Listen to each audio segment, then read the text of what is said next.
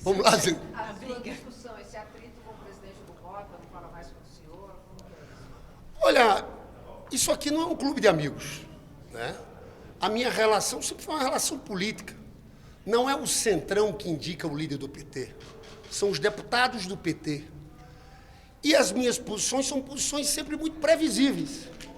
Alguém achava que a gente ia ficar calado naquela votação do IOF? Não. Nós reagimos. Alguém achava que a gente tinha que ficar calado na votação da PEC da blindagem? Não. Nós tomamos a nossa posição. Alguém achava que a gente ia achar normal a escolha do Derrite, que acaba, inclusive, no primeiro relatório, interferindo na Polícia Federal? Era uma nova PEC da blindagem. Então, veja, o Colégio de Líderes não é um clube de amigos. Eu vou continuar do mesmo jeito, como líder do PT, indo na reunião dos colégios de líderes, defendendo as posições do governo, defendendo as posições do PT. É que eu acho, que também algumas pessoas acham, é mais fácil você achar um culpado. Se tem um problema no relacionamento do presidente da Câmara com o governo, acho que caberia ao presidente Hugo Mota analisar a sua própria atuação, né? A escolha do Derrite, todo mundo sabe, o presidente Lula não gostou, é natural, ninguém do governo gostou. Eu só expresso essas opiniões.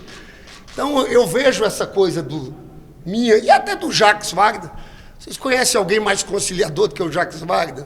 O problema não é o Jacques, na verdade, o Lula escolheu o Messias. Inclusive, a gente está com muita esperança, com toda a calma, com o tempo necessário. Eu tenho certeza que o nome do Messias vai ser aprovado. Agora, volto a dizer para encerrar o Hugo, se tem algum problema na relação dele com o governo, ele tem que olhar mais para essas últimas decisões dele, né? Não é só isso. Eu reclamei também aqui quando o Conselho de Ética absolveu Eduardo Bolsonaro. Eu reclamei também aqui quando eles quiseram trancar e trancaram aquela ação penal do Gustavo Gaia. Eu acho errado. Carla Zambelli ainda ia ser deputada. Agora o Ramagem. O Ramagem deputado, Eduardo Bolsonaro deputado. Então é um pouco aqui, o PT é o PT, o governo tem um outro líder, que é o Guimarães, e o PT não é o Centrão, tá? Essa é uma marca, não é só minha, é a bancada do PT. O PT sempre vai se posicionar como PT. É importante cada um entender o seu papel aqui dentro. Líder, mas no momento que o governo tenta aprovar matérias de interesse orçamentário, de interesse da Receita, o senhor não avalia procurar o presidente Hugo Mota para pacificar a relação do senhor com ele? Não, eu volto a dizer, a relação política e institucional continua. Eu vou para o Colégio de Líderes. Ele não brigou. Eu não vou, para mim não muda nada. Eu não sou da roda de amigos do presidente Hugo Mota, né? Tem lá uma roda de amigos, Ciro Nogueira, Eduardo Cunha, o que seja. Eu não sou dessa roda, para mim não muda literalmente nada. Eu sou previsível. Agora, algum tipo de surpresa contra o governo, a gente vai se levantar. Naquele caso do IOF, a gente foi surpreendido. Era uma votação aqui, que a gente soube na madrugada anterior. Era uma votação via Infoleg. Essa do DRI também votação Infoleg. Eu, inclusive, estou muito esperto agora quando marcam reunião à distância, Infoleg. Porque aconteceu no IOF, aconteceu ali no DRIT. Então, o problema comigo não existe, não vou mudar a forma desse comportamento. E se o Hugo quiser melhorar a relação com o governo, eu acho que ele tem que conversar com o presidente, explicar as motivações e continuar um diálogo, porque tem coisas importantes para ser votadas. Nós temos que votar a LDO, nós temos que votar o orçamento. A gente quer votar o devedor quanto mais. Esse negócio se arrasta muito. Esse tema é importante. E também benefícios tributários. Porque sem esses benefícios tributários, fica difícil fechar uma peça orçamentária. O presidente Mota comentou que agora vão manter relações apenas institucionais. Então, o que mudou antes do rompimento para agora com o rompimento? Mudou literalmente nada. Mudou literalmente nada. É porque, eu vou falar a verdade, tem gente que confunde isso aqui como clube de amigos. Eu não faço parte do sindicato dos líderes aqui. Não existe isso. A minha posição é política, nunca foi pessoal contra o presidente da Câmara e vai continuar do mesmo jeito. Se tiver qualquer surpresa contra o governo, se pautarem esse PL da anistia, vocês vão ver. A gente vai ter a nossa posição. Eu, inclusive, apelo aqui, tá aí? Apelo ao presidente Hugo Mota que não cometa esse erro. Para não dizer que a gente não falou, brutal erro que seria pautar qualquer coisa. Não é só anistia ampla, geral e restrita. Qualquer coisa que signifique redução de penas do Bolsonaro. O partido apoiou a eleição, né, do Mota.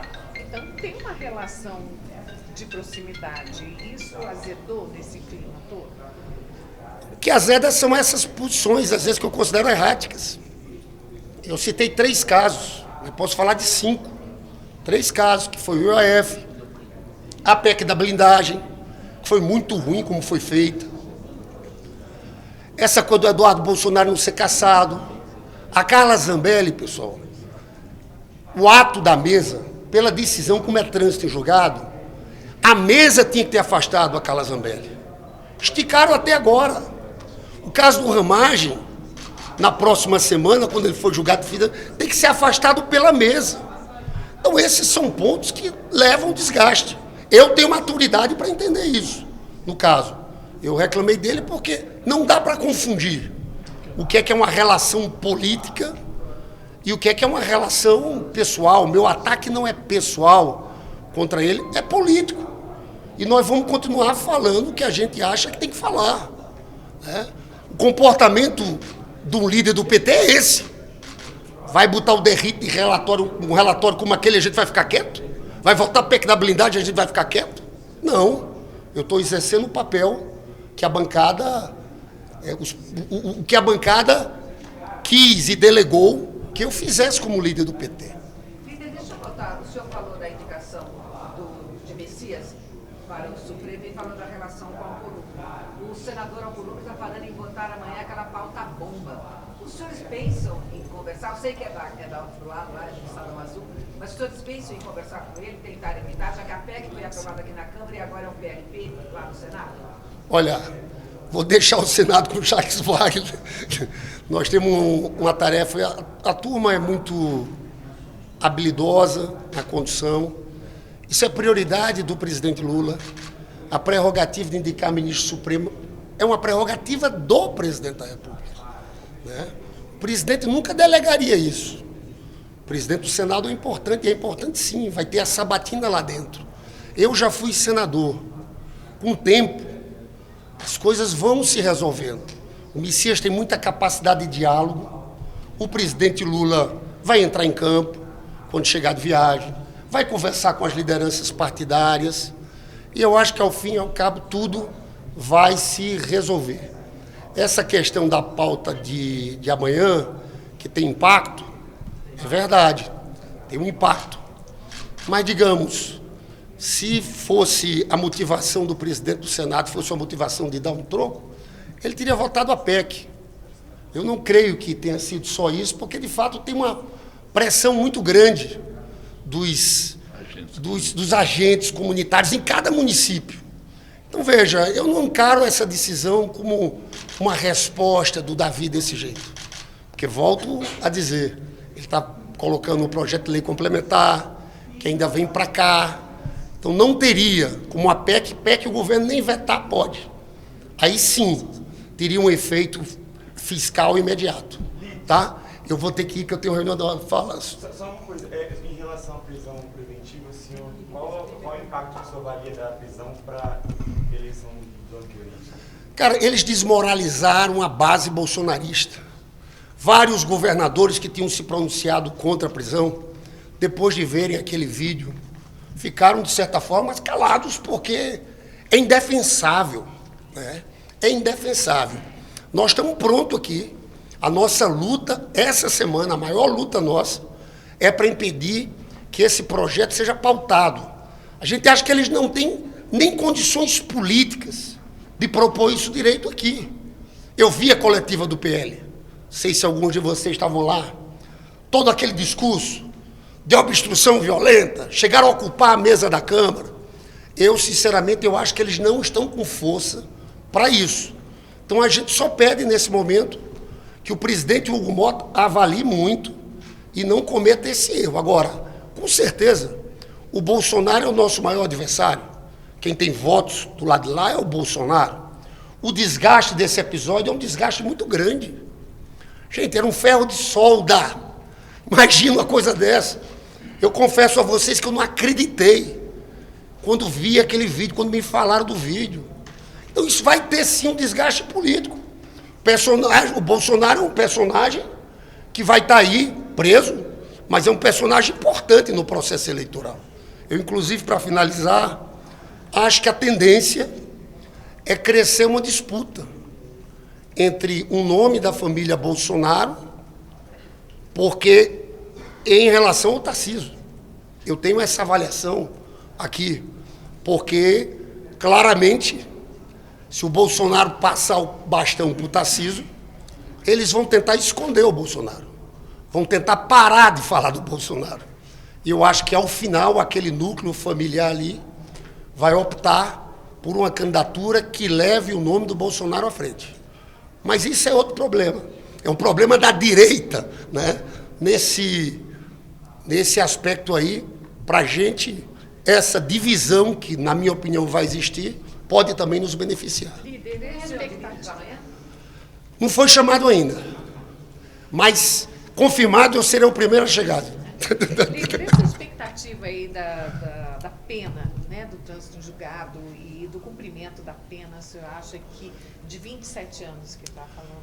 Olha, primeiro o seguinte, essa coisa, isso foi um pastelão tão grande que eles conseguiram derrotar qualquer possibilidade de uma prisão domiciliar. Eles enterraram a tese da prisão domiciliar, que era a tese dos advogados, que tentavam articular, falando da saúde do Bolsonaro. Pela lei de organizações criminosas, líder de organização criminosa, e ele foi condenado assim, tem que ir para presídio de segurança máxima. É difícil um juiz sair da lei de organizações criminosas. Então, eu acho que o destino do Bolsonaro vai ser ou a papuda ou a papudinha. Mas eu acho que ele sai da sede da Polícia Federal por isso, por uma imposição da lei de organizações criminosas.